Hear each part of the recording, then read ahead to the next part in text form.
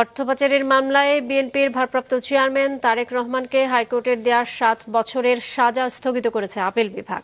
একই মামলায় ব্যবসায়ী গিয়াসউদ্দিন আল মামুনের সাজাও স্থগিত করা হয়েছে। প্রধান বিচারপতি সৈয়দ রেফাত আহমেদের নেতৃত্বাধীন আপিল বেঞ্চ আজ সাজা স্থগিত করে আসামিদের আপিল গ্রহণ করেন। এর আগে সিঙ্গাপুরে অর্থ পাচারের অভিযোগে করা মামলায় 2013 সালের নভেম্বরে বিচারিক আদালত তারেক রহমানকে খালাস দেয় এবং গিয়াসউদ্দিন আল মামুনের 7 বছরের সাজা হয়। সেই রায়ের বিরুদ্ধে দুদক আপিল করলে হাইকোর্ট তারেক রহমানকে 7 বছরের সাজা দেয়। সেই সাজার বিরুদ্ধে আপিল করলে আজ তা গ্রহণ করে তাদের সাজা স্থগিত করে। সামান্য অ্যাপিলেট ডিভিশনের পূর্ণাঙ্গ বেঞ্চে মাননীয় আদালত শুনেছেন। এই অ্যাপিলের এগেনস্টে আমরা গিয়েছি, অ্যাপিল লিভ দিয়েছেন আমাদেরকে এবং আগামী 31 ডিসেম্বরের মধ্যে কনসাইজ স্টেটমেন্ট আমাদেরকে এবং দুদককে দাখিল করতে বলেছেন।